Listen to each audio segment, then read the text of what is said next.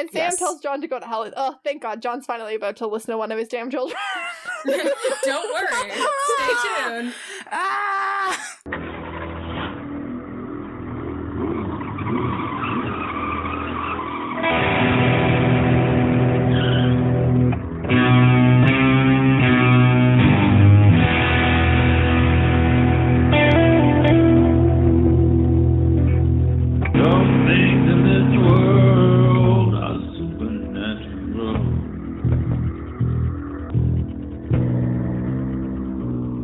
My name is KJ, and you're listening to the Supernatural Opinions podcast, where some things in this world are supernatural. My pronouns are she, they, and this is the podcast where I talk to my fellow Supernatural fans about Supernatural, and we share our Supernatural opinions. Today we're recapping Season 2, Episode 1, In My Time of Dying, which originally aired on September 28th, 2006, and here help me do are my guests of the week, Meredith and Emmie. Meredith, how about you remind everybody who you are in this new season? Hello, I'm Meredith. I'm still here. My pronouns are she and her, and I'm really glad we're talking about death today, because that's exactly how I feel. Oh, no. Oh my god. I have cramps. The worst. Oh, vibes. And our other guest is Emmie. How about you introduce yourself, because it's your first time with us? Yeah, hey guys, my name is Emmie, or I also go by Impala often on the internet. That didn't mean to become my name, but it is. Awesome. I use she, her, they, them pronouns, whatever works, and I'm so stoked to be here, because we're gonna hate on John Winchester today, and that's my vibe. Yes, literally all of that. I pre-record my pronouns, but, you know, it is a new season, so it cannot be stated enough, but I'm KJ, and my pronouns are she and they, so I use she, her, and they, them also. Oh my gosh, solidarity. Yeah. Good times. Twins. This week's episode will contain spoilers for this episode and may reference previous episodes, like almost definitely will, because we're picking up right where we left off last season, but probably won't contain spoilers for later episodes of Supernatural, and definitely won't contain spoilers for the end of Supernatural, because Meredith and Emmie both haven't gotten there. I don't think I'm gonna watch the last episode of Supernatural, but that's a discussion for a later date. I got Tumblr telling me all about it, so I'm fine. I might pull a Kim. We'll see. Where she's yeah, I just haven't watched it and I'm not going to. If Kim Rhodes says it's okay, I mean, trust mom. Yeah, honestly. I'll ask her. I'll be like, do you support me not watching it? And she'll probably say yes. I mean, you don't learn anything new in that episode, so you might as well just save yourself the pain. Honestly, because I have my own ending of Supernatural in my head, so I'm just gonna go with that. Just go with that. That sounds good. This week's episode is titled In My Time of Dying. It's a reference to a Led Zeppelin song. Led Zeppelin is highly symbolic in the show, especially in reference to Dean, John, and Mary, which is, you know, kind of the vibe for this episode. In My Time of Dying is a song that comes in at 11 minutes and 8 seconds. It's Led Zeppelin's longest studio track. Damn. Really? Yeah, it's lengthy. It's actually a variation on the 1928 song Jesus, Make Up My Dying Bed, but Bob Dylan recorded it, included it on his debut EP in 1962, and then Led Zeppelin included it on their sixth album, Physical Graffiti, in 1975. And according to Wikipedia, Robert Plant actually wasn't super hyped to sing this one after he suffered a near-fatal car accident in 1975, which is pretty much, you know, where we are in this episode. Oh my god. Nice. Ooh, that hit very hard. Okay. Was very on the nose.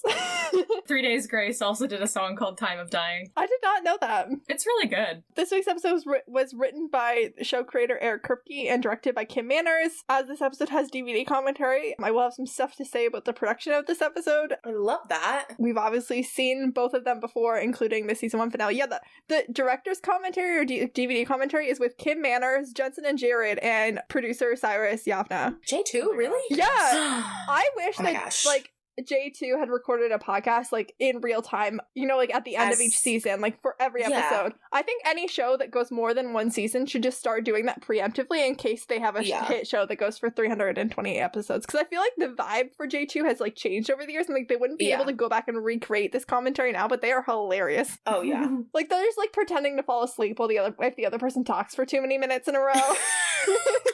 Excellent work.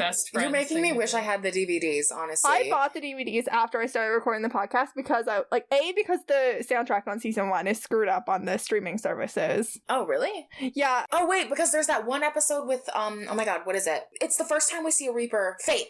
Yeah. Yeah, and they cut Don't Fear the Reaper. Pretty much every major song that's in season 1 is swapped out because the streaming services wouldn't pay for the rights. Like, there was some sort of issue, and then every season after that is fine. But, like, season 1, all the songs. There's another episode, like, 2 episodes later, that's all Blue Oyster Cult songs as well, like 2 or 3 of them, and they're all changed.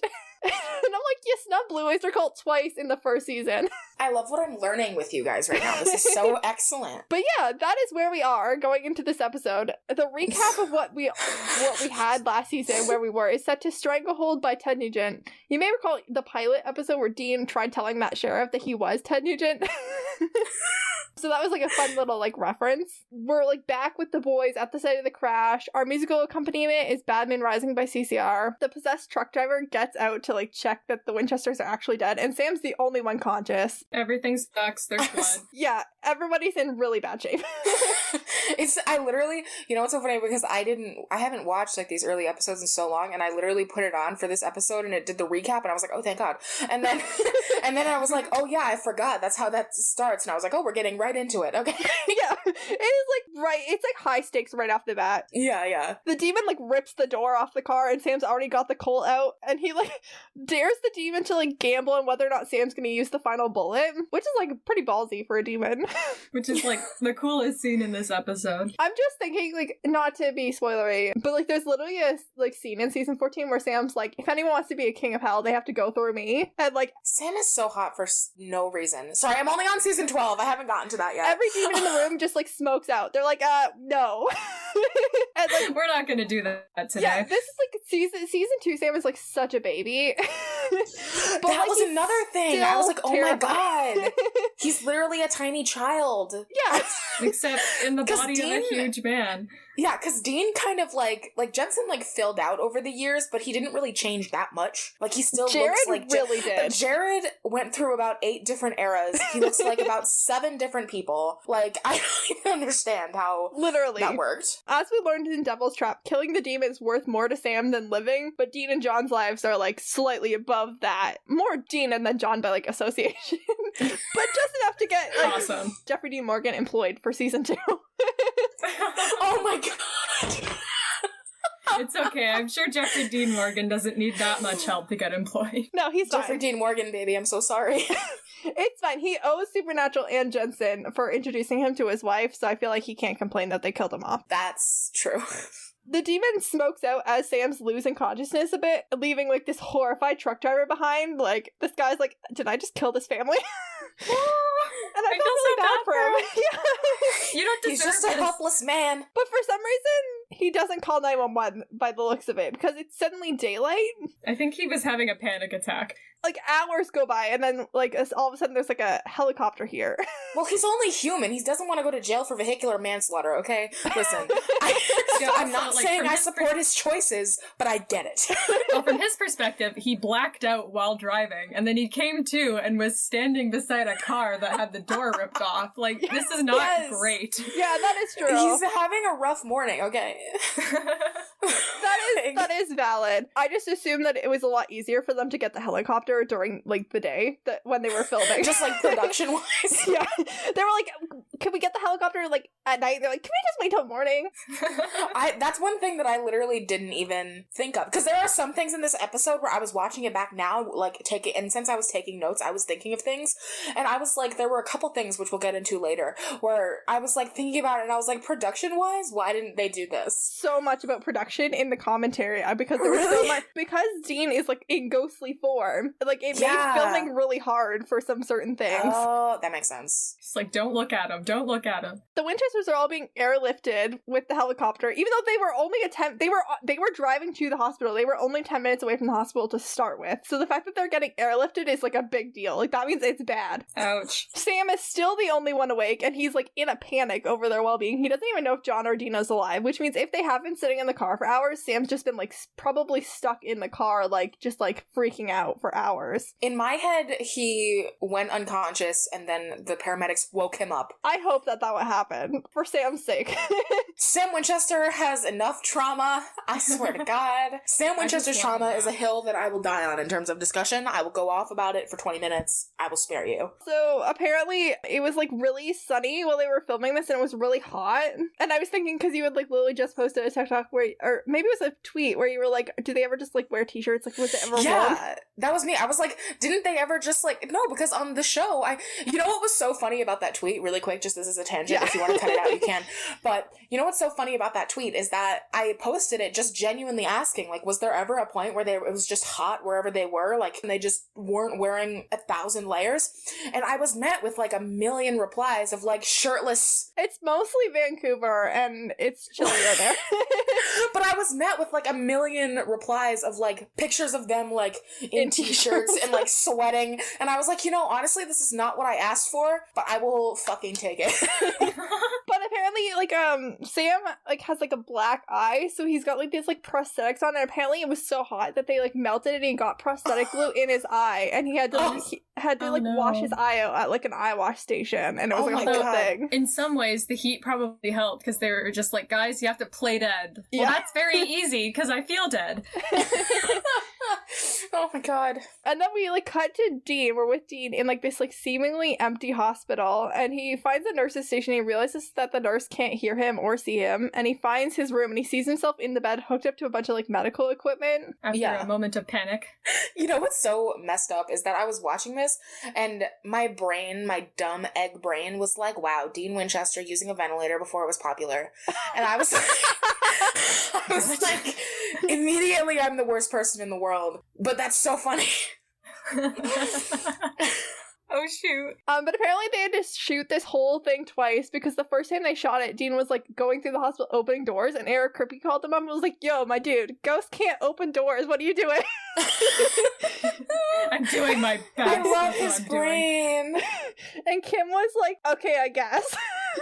But the hospital scenes are all shot at Riverview Hospital, which is the location that they use pretty often. It's in Vancouver, I believe. It's the same location that they used in Asylum for the Asylum. Yes. They used it a few times. The Asylum, are you sure? Yes. Cut to the new title card because it's a new season. The lettering was kind of like blue before. Now it's like an orange light with like the rolly demon fire from Mary's death underneath on like the black background. It's really cool, actually. I love all the different title cards. Yay. I know, honestly. There was one thing I wanted to mention though, because I did take notes. But like when they're in the car, one thing, because this is a John Winchester hate podcast first and foremost. Absolutely.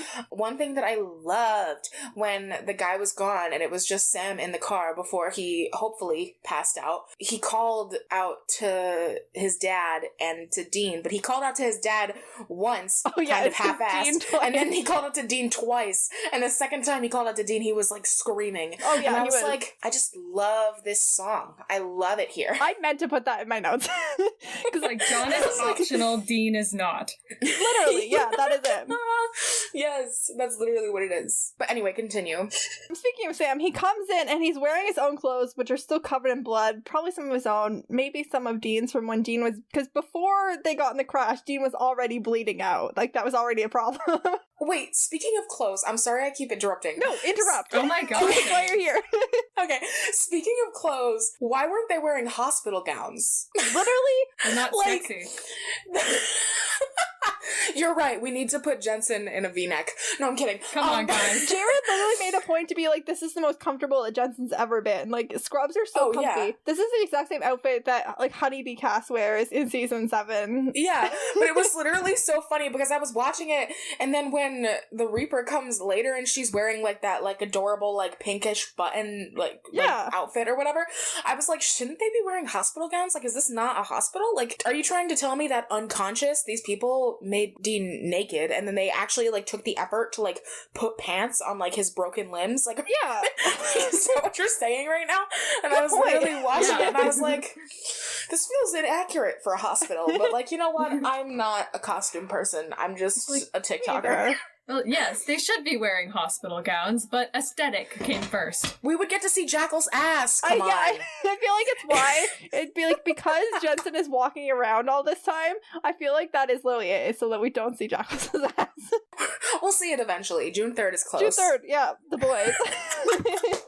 Oh my god. Okay. Because, yeah, Dean was bleeding out before they got into this, like, potentially fatal car crash. So, like, Sam's just, like, already covered Dean's in blood. having a time. He's having a bad couple of days. That's okay. It's not gonna stop. There's basically a dude in a bed wearing a Jensen-shaped mask. And Jared always takes a minute in these commentaries to shout out, like, the hard work of other people in these episodes. And he really took a minute to appreciate this dude body doubling for Jensen. Because he had a really hard job and he didn't complain once about it. And I think it's really nice to hear from, like, the two main actors of the show how much they appreciate all these like, people who just do one roles or who, like, do the body doubling or the stunt